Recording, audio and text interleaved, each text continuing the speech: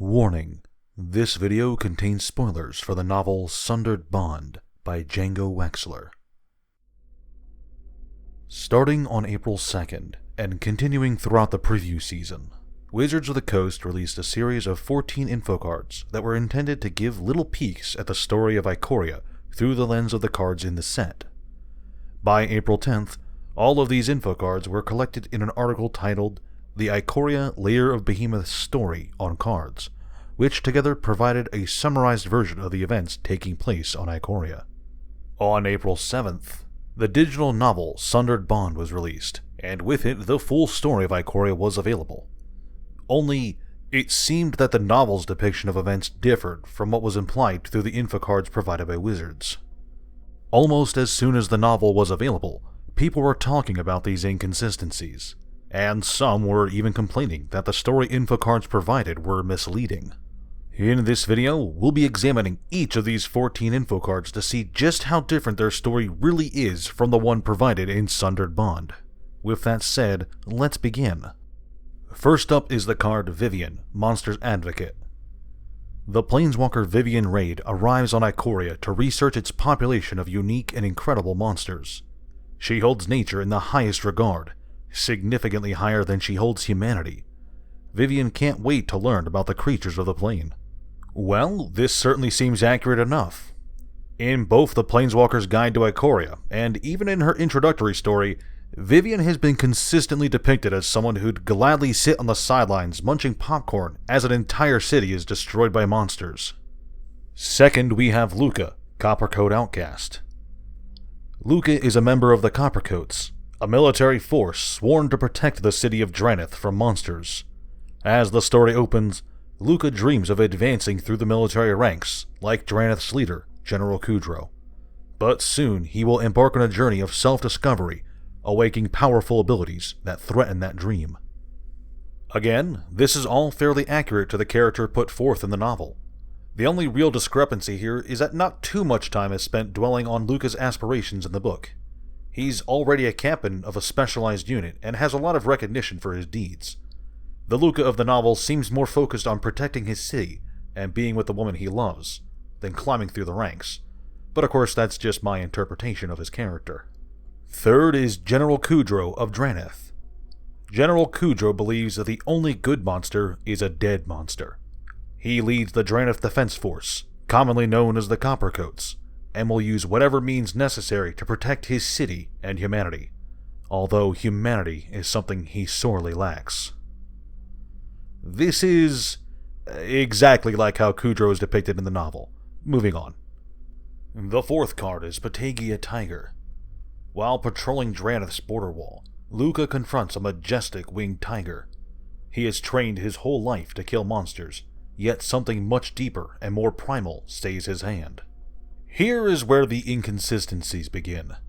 Luca doesn't just randomly come across the tiger.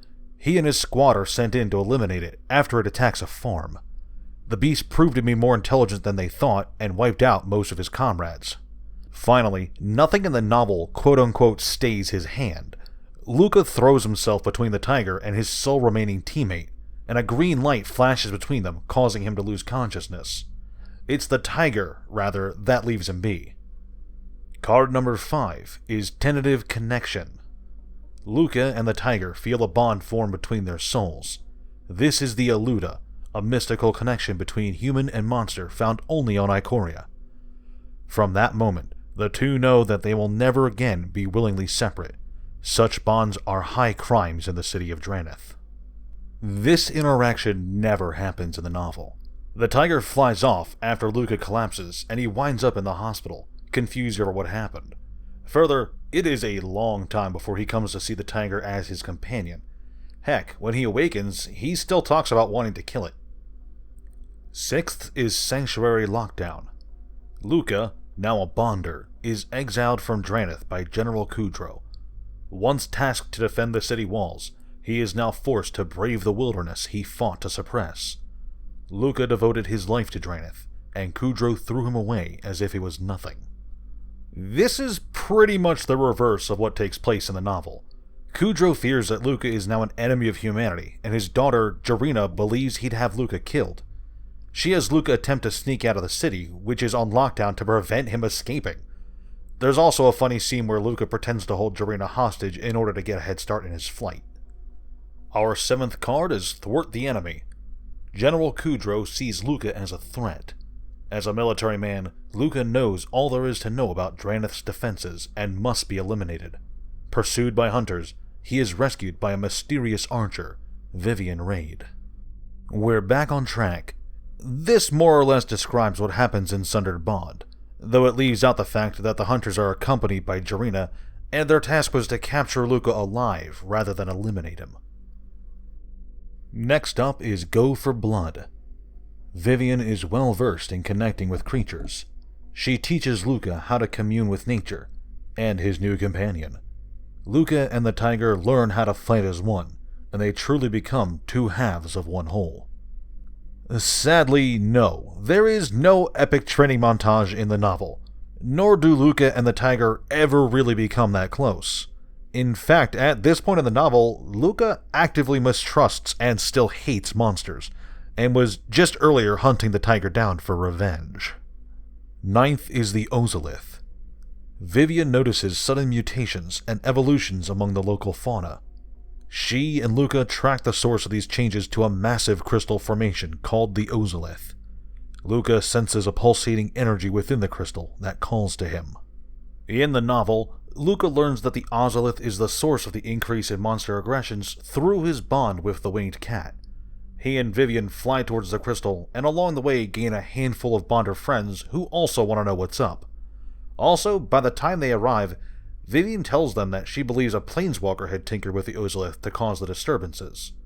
Also, in the novel, the Ozolith is orange for whatever reason. 10th is Weaponize the Monsters. Tapping into the power of the Ozolith, Luca realizes he is able to control the mutated monsters and could turn them into weapons for Drannith. This is his chance to return to General Kudro's side, and he will do whatever it takes, despite Vivien's objections. This is almost what happens in Sundered Bond. Luca is offered the power to dominate monsters by the voice of the Ozolith, but his plan to use monsters to defend Drannith was more to defend his city than to get back on General Kudro's good side. Number 11 is Heartless Act. General Kudro refuses to listen to Luca's ambitions and orders an act of extreme cruelty. Horrified and disgusted, Vivien agrees to rally Bonders for a battle against Drannith. Whoa, back off the rails again. In the novel, Kudro's discussion with Luca takes place well after these events. Here's when General Kudro personally executes Luca's winged tiger after it brings Jarina to safety. In addition, Vivien doesn't agree to anything. She's currently looking to stop Luca's growing monster army. 12th is Ruinous Ultimatum. Forsaken by his home, Luca decides the only way for Kudro to accept his plan is by force. He amasses a horde of mutated monsters, intending to overthrow Kudro and take power for himself, claiming it's the only way to protect Drannith.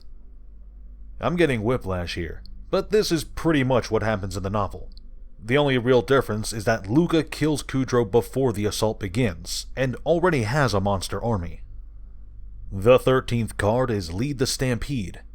In the shadows of the Ozolith, Luca's forces overcome Drannith's Coppercoats.